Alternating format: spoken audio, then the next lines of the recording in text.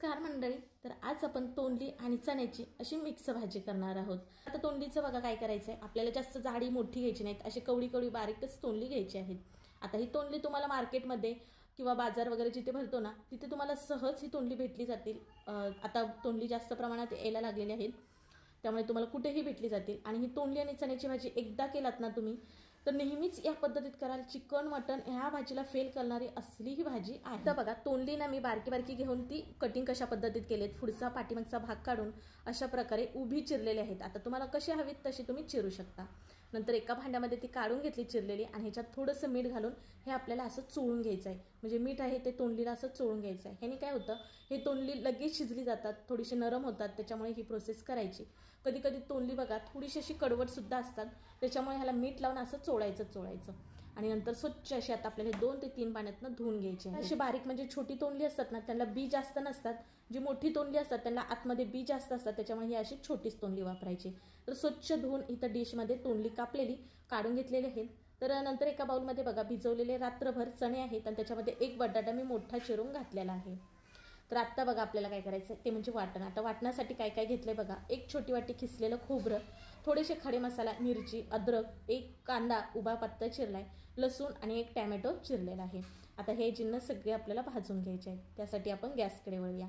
Gas चालू करून कढई ठेवलेली आहे आणि सुरुवातीला आपल्याला काय भाजायचं आहे, सुकं खोबरं। आता सुकं खोबरं मध्यम गॅस करून भाजायचा। बघा हलकसं सोनेरी कलर आलेला आहे। आता हे खोबरं भाजलंय असं समजायचं। आता आपण हे खोबरं खाली एका ताटामध्ये काढून घेणार आहोत।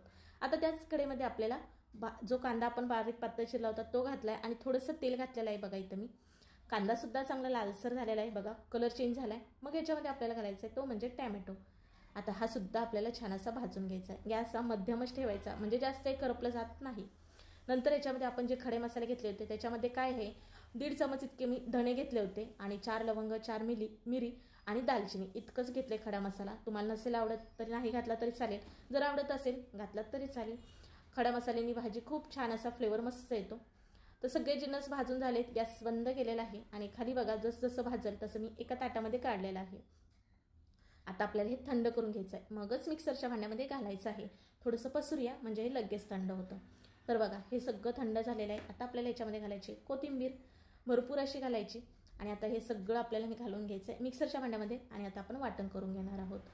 पण तुम्हाला रेसिपी सांगण्याच्या नादात विचारायचं विसरून गेले की तुम्ही आपल्या चॅनलला सबस्क्राईब केलं की नाही। केलं असेल तर ठीक आहे, पण नसेल केलं तर पटकन करा बघू, म्हणजे माझे येणारे असेच पुढचे छान छान व्हिडिओ तुम्हाला पाहायला भेटतील, त्यामुळे पटकन सबस्क्राईब करा बघू। बघा मिक्सरला थोडंसं पाणी घातलं होतं आणि छान असायचं वाटण करून घेतलेलं आहे बघा ह्या पद्धतीत। चला मग आता आपण चण्याची आणि तोंडलीची भाजी कशी करायची ते पाहूयात। तर गॅस चालू करून कढई ठेवलेली आहे।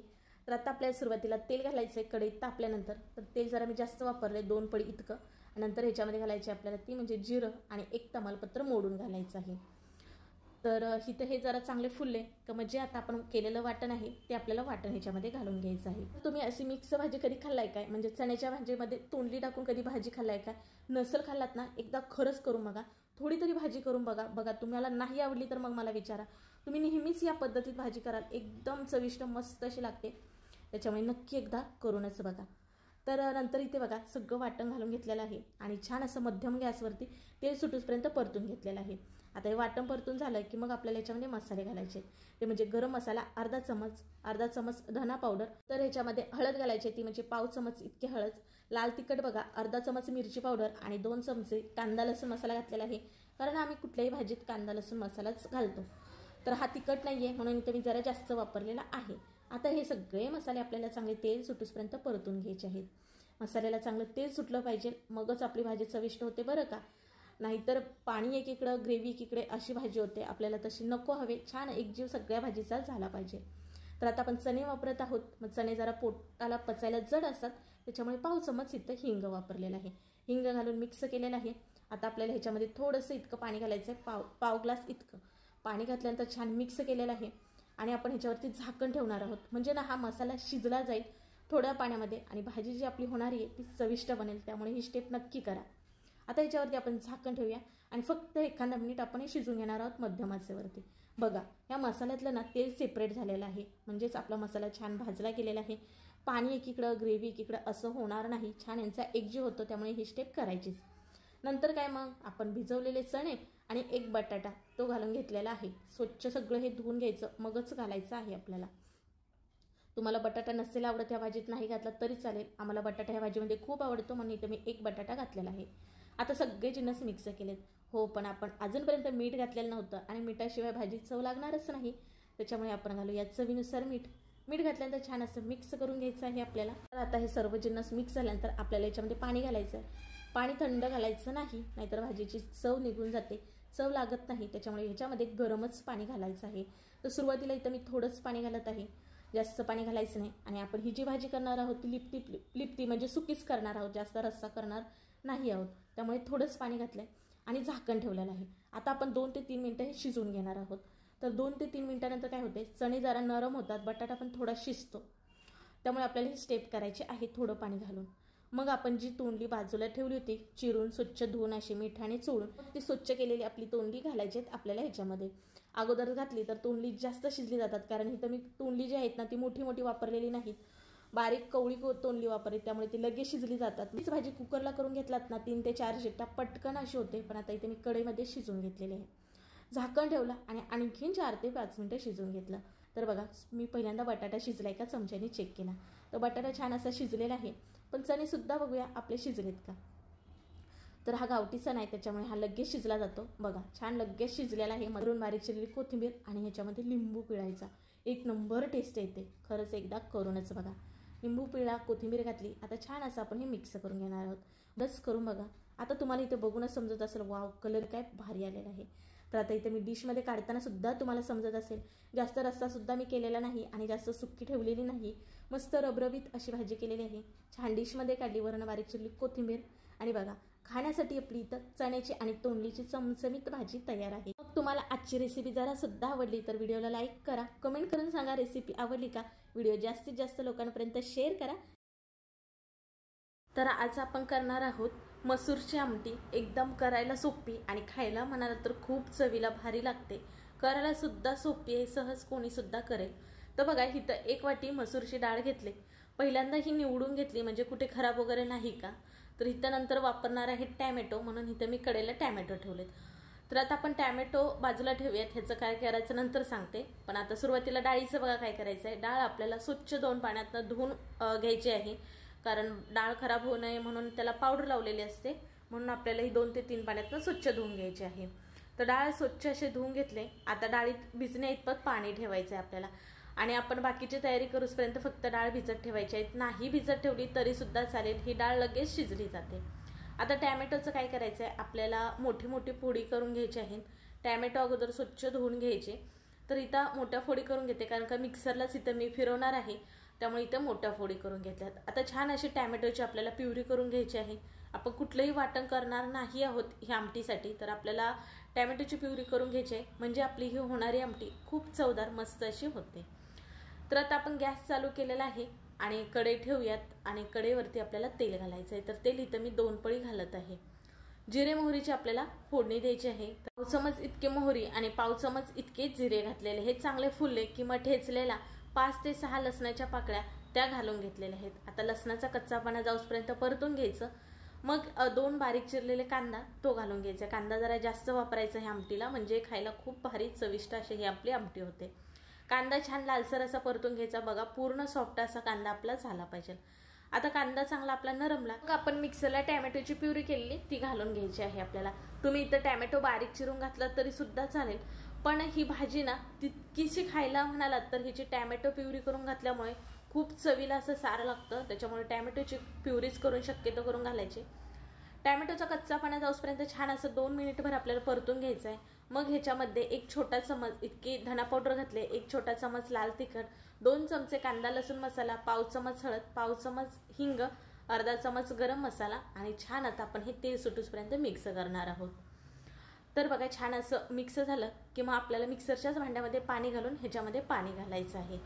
तर आपल्याला जास्तीचं पाणी घालायचं नाही, थोडंच, कारण आपण हा मसाला शिजवून घेणार आहोत. खाली करपायला नको म्हणून आपण थोडंच पाणी घातलेलं आहे.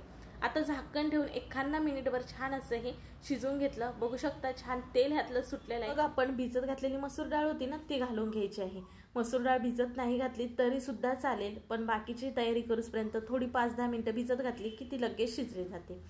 मग ह्या आमटीमध्ये ना एक बटाटा मी चिरून घातलेला आहे मोठ्या मोठ्या फोडी करून, कारण ही आमटी ना खायला खूप भारी लागते बटाटा टाकल्यामुळे.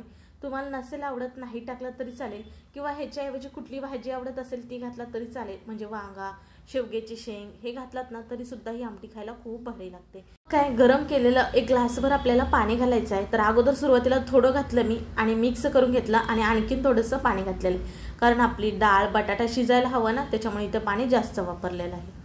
अजूनपर्यंत मीठ घातलं नव्हतं आपण, तर चवीनुसार इथं आपल्याला मीठ घालायचं आहे. छान असं आपण एकदा मिक्स करून घेणार आहोत आणि झाकण ठेवून चांगलं 6 ते 7 मिनिटं आपण शिजवून घेणार आहोत. बघा आता 5 ते 6 मिनिटं झालेत, तर आता आपण चेक करूया आपली ही आमटी शिजले का. तर आता आपल्याला ह्या आमटीमधला बटाटा चेक करून बघायचा आहे शिजलाय का. डाळ तर आपली पूर्ण नरम झालेली इथं दिसतेच, बघू शकता तुम्ही. तर बटाटा छान असा शिजलाय, म्हणजेच आपली ही आमटी खाण्यासाठी तयार झालेली आहे. जास्त पातळ सुद्धा आमटी झालेली नाही, रबरबीत एकदम मस्त अशी झालेली आहे.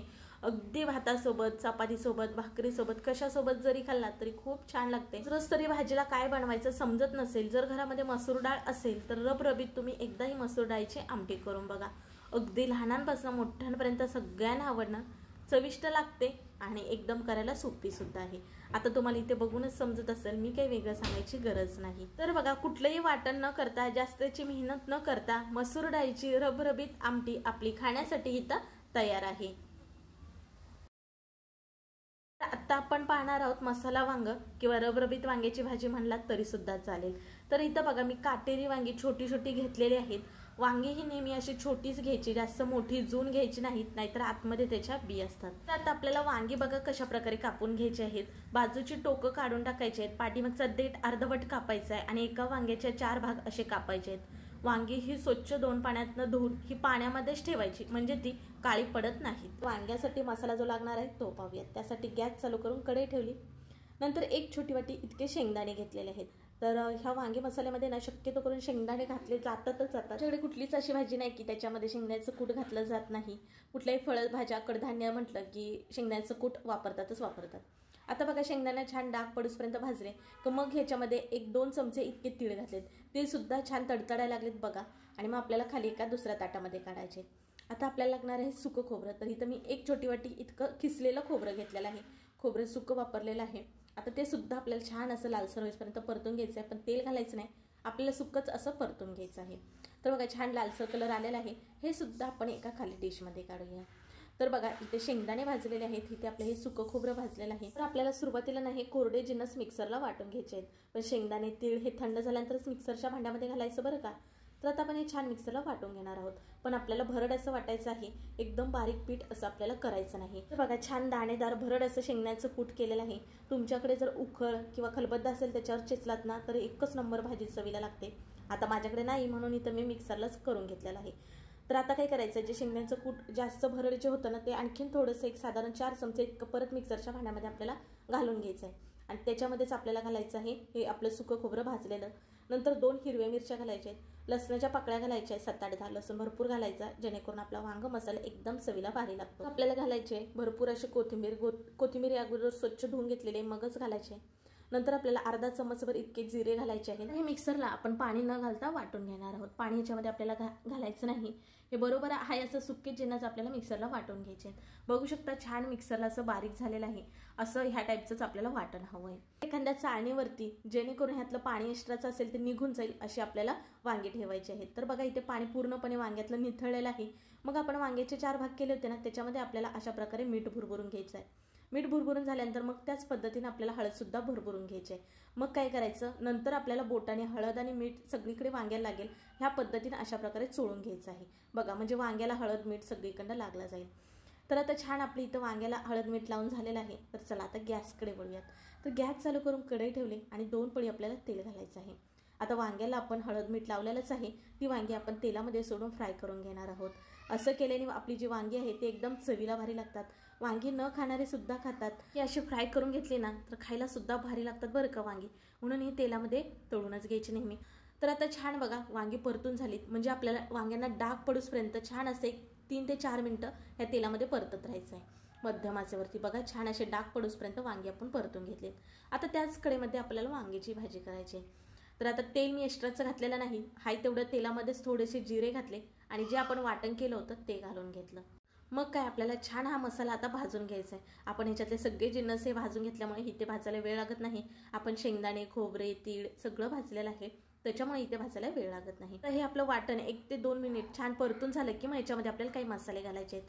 ते म्हणजे 1 छोटा चमच धना पावडर, 1 छोटा चमचा लाल तिखट आणि कांदा लसूण मात्र जास्त टाकायचं बरं का. तर इथे मी 3 चमचे कांदा लसूण मसाला घातलेला आहे, कारण त्याच्याशिवाय भाजी आपली चव होणार नाही.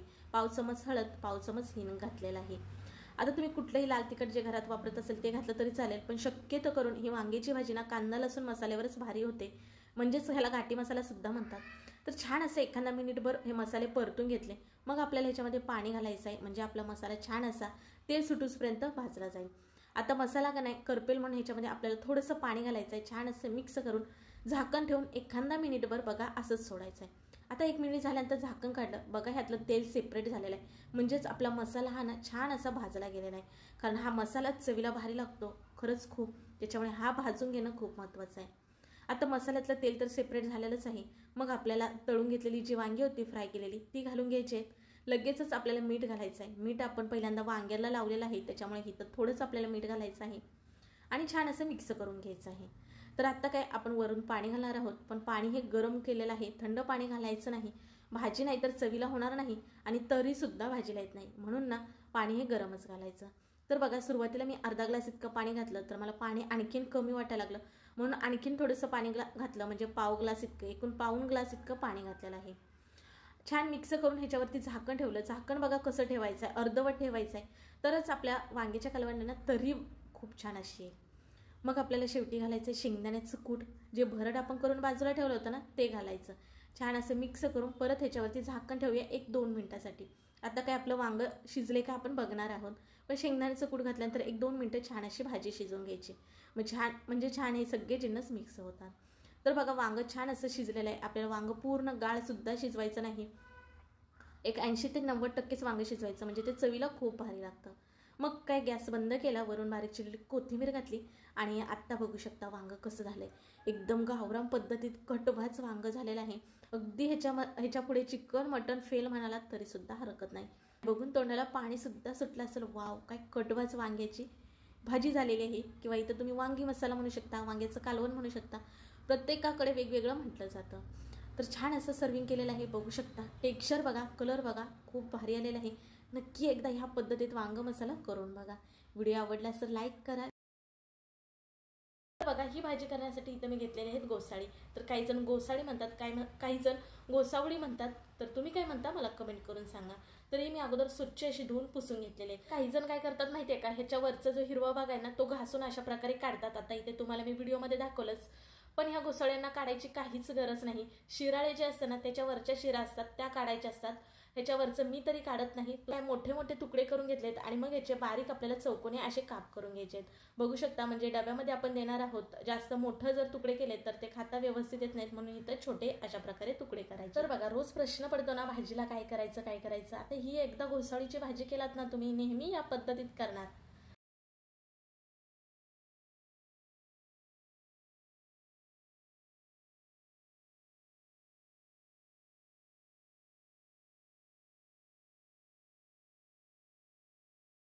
जिरे मोहरी तडतडली की मग आपल्याला याच्यामध्ये घालायचे कांदा. तर कांदा बघा 2 मध्यम आकाराचे घेतले होते ना ते बारीक चिरलेले आहेत, तर 2 कांदे वापरले. आता कांदा आपल्याला चांगला लालसर कलर येऊपर्यंत परतून घ्यायचा आहे, पूर्ण कांद्याचा कच्चापणा जाऊपर्यंत. मग कांदा चांगला लालसर परतून झाला की मग लगेच आपल्याला टॅमॅटो घालायचा आहे. तर इथं मी 2 मध्यम आकाराचे टॅमॅटो होते. मग बघा टॅमॅटो बारीक चिरलेला घातल्यानंतर आपल्याला तो सुद्धा चांगला परतून घ्यायचा आहे. आता टॅमॅटो चांगला परतून म्हणजे जरा नरम झाला की मग आपण ह्याच्यामध्ये मसाले घालणार आहोत. ते म्हणजे बघा पाव चमच हळद, लाल तिखट बघा आम्ही कांदा लसूण मसाला वापरतो, तर मला तर ह्या भाजीमध्ये कांदा लसूण मसालाच आवडतो, तर इथे मी 2 चमचे घालत आहे. तुम्ही कुठलंही घरातलं लाल तिखट वगैरे वापरत असाल ते घातलं तरी सुद्धा चालेल. नंतर चवीनुसार मीठ आणि 1 चमच आपल्याला घालायची ती म्हणजे धना पावडर. नंतर आपल्या सगळ्यांना ह्यांचा एकजीव करून घ्यायचा आहे. बघा ह्या पद्धतीत मस्तपैकी मिक्स करून घ्यायचा आहे.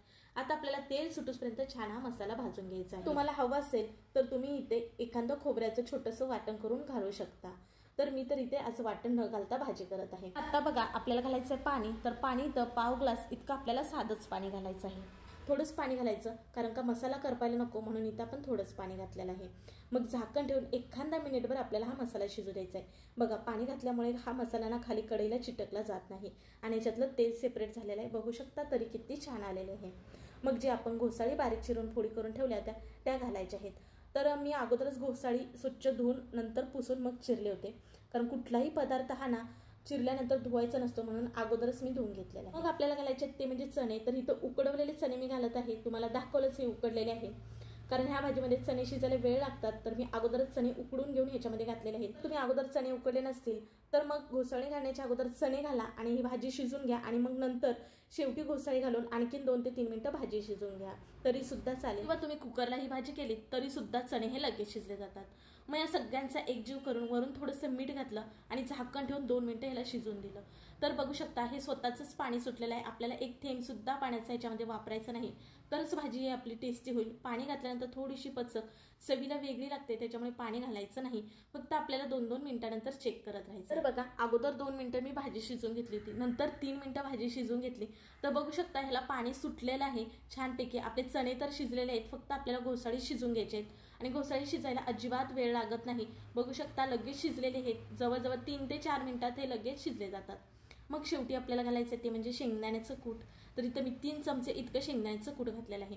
आणि जर तुम्हाला सांगितलेलंच आहे, तुम्ही जर शेंगदाण्याचं कूट खात नसाल तर तुम्ही एखादं छोटंसं खोबऱ्याचं वाटण करून घालू शकता.